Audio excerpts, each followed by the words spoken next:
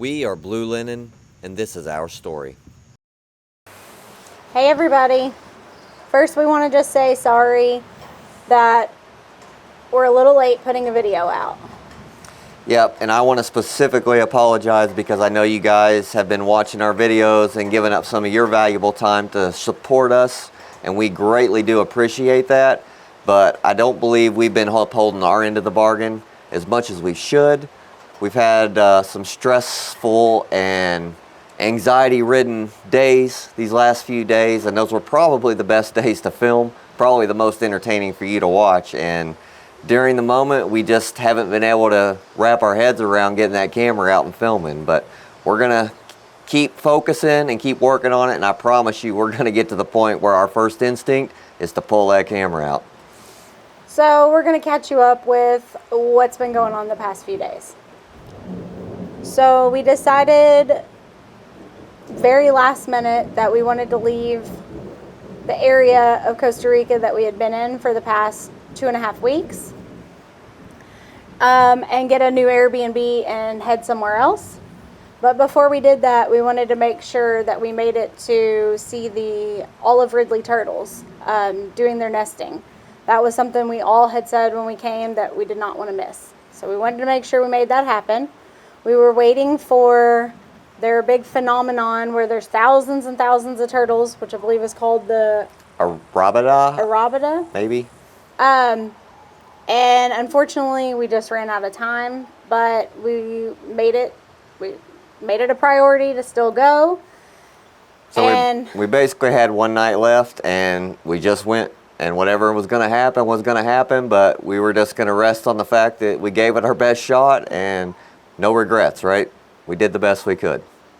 So we looked up a few different ways to get there because the first one that we had tried a few weeks before did not go so well.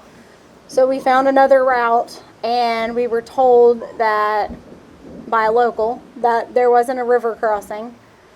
And so we made the 3.5 hour maybe. Probably close to 4 hours. Yeah. The roads were horrible. Some of the worst roads we've ever been on. Yeah, probably the worst roads I've ever been on anywhere at any point in my life. I mean, every 2 seconds it was, please don't let a tire pop.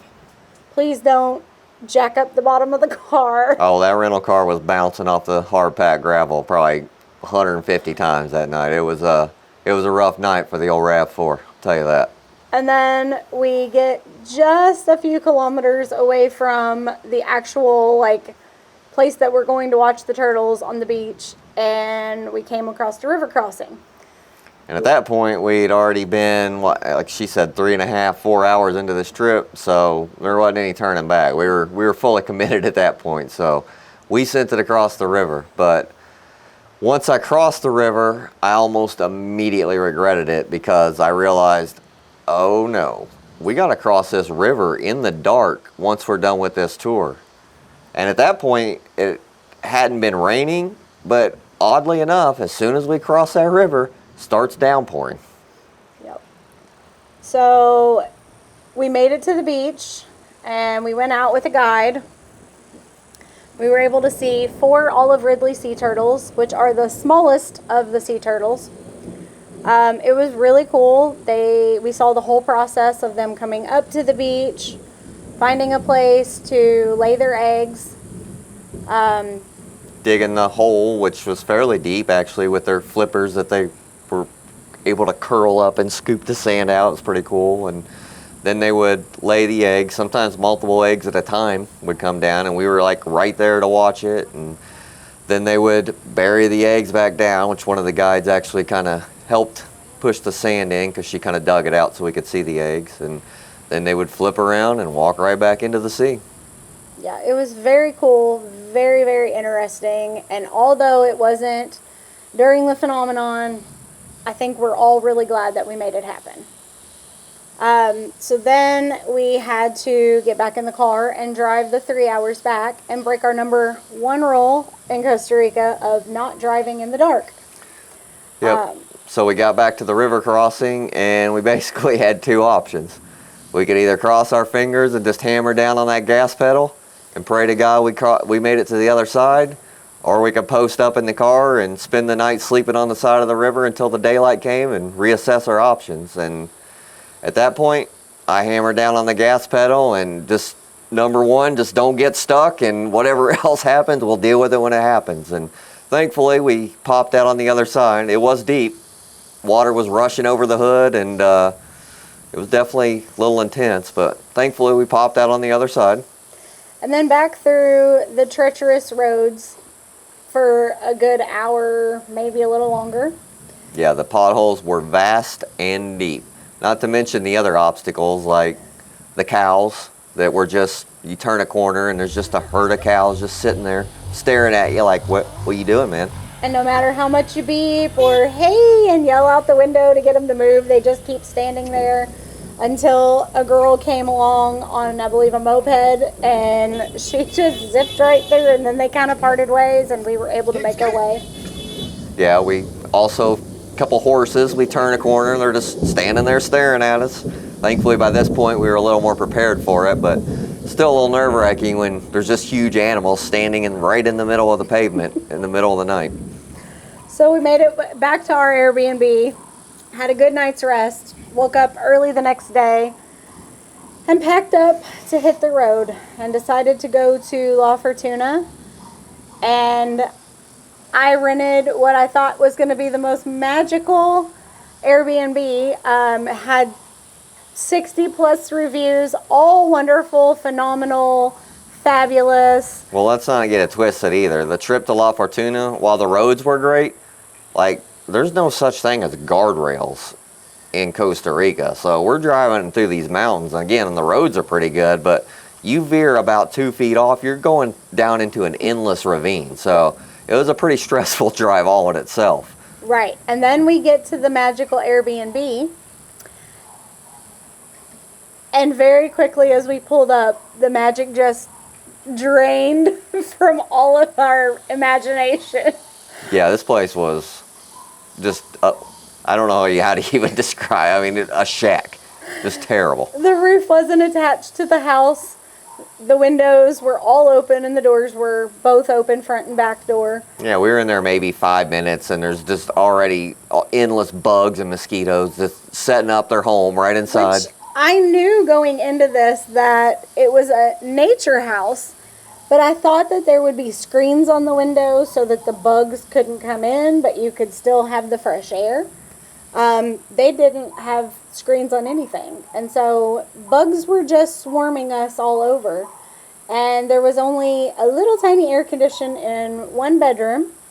There was also a sign in their yard that had, like, to watch out for snakes. They apparently have the most deadly snake, which is called The Fleur de Lance? Yeah, the Fleur de Lance, all over their property. And so all I could think is we're trying to go to bed. The windows and the doors have to stay open or it's a hot box and we're going to swelter to death. And we're going to have these crazy animals and snakes coming into our house while we're trying to sleep. So we lasted about 5 minutes, looked at each other, and Ryan said, are we going to pretend we're staying here or are we going to get up out of here and leave? We all looked at each other and said, let's go. So, yeah, I mean, the place was dirty too. Yes. They said they had a pool. It looked like an inflatable pool you'd put in the back of your pickup truck. Like, we got a hot tub. It was literally a bathtub sitting out on the porch. It was just... and it was filthy. And it was, like, expensive too. So, but anyway, we pretty much told the host that this is not going to work for us. Our daughter's going to end up with some kind of mosquito-ridden illness. Yes. We're going to sweat to death in here, and just give us our money back, and there'll be no hard feelings. And to her credit, she gave us our money back immediately, and we went on our way, and we got back in that car and kind of put our heads down and made that shameful drive out of there since we weren't able to suck it up and tough it out. But we weren't, and we weren't going to. No. So, call us weak if you want, but we got out of there. So we left there, went and had some delicious dinner. It was actually the best dinner we've had while we've been in Costa Rica. Yep, raised our spirits a little bit, and while we were at dinner, we looked through Airbnb and quickly found another place that was actually like a brand new condo in town with full AC. I mean, literally like new construction for the same price. Yeah. It was crazy. So that's where we are now. And we went today, or well, we went yesterday to a place called El Salto. El Salto Rope swing. which is the locals' one of their favorite places. It's a little creek and it has a rope swing. It's very cute looking down there. It's got some little rocky things and a little tiny waterfall. But we did take the GoPro down there, so we do have footage of that. So we'll go ahead and start with our footage right here. Welcome to the El Salto rope swing. You could swim if you want to, but it might be the last thing you do. Not what I was expecting, but what are you gonna do? It's still really pretty. They said, do not get in this water. You will not make it back out alive. So we're just gonna walk around and hang out. We were right behind me. You'll see a rope swing. That's what we came here for, but it appears to be instant death if you touch that rope swing. So guess we'll just hang out for a little bit. Oh yeah, and I beached the rental car trying to pull off the road, so that was fun.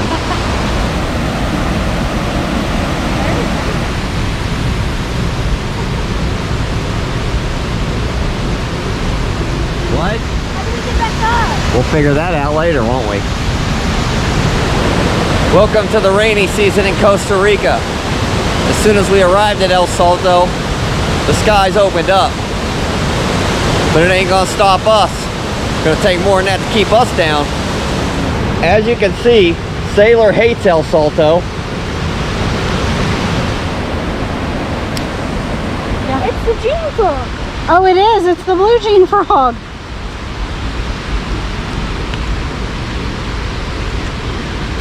I enjoyed that. Thank you. All right, that was about 10 minutes. Now what else are we gonna do to fill our day? Can we do the hot springs? So when you come to Costa Rica in the rainy season, you better be prepared for a little extra adventure. Or your adventure to be washed down the drain. Yeah, one of the two. So, in light of this recent, I don't even want to call it a misstep, just intense river, I think we're going to drive 16 minutes and see what the hot springs looks like, but we have no cash left, so if they want cash, I guess we're going to turn around and drive back home for the day. So let's see what happens. Good shot of the volcano. Look at that volcano, guys. Look at it. Watch this guy. So enthralled with the volcano, he about drove the car into another car. I did not about driving into him, but I did not see him.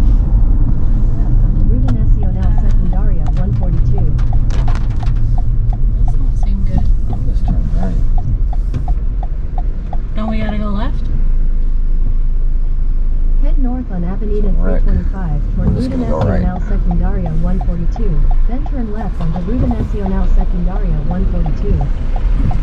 First wreck we've seen. Turn left onto Ruta Nacional.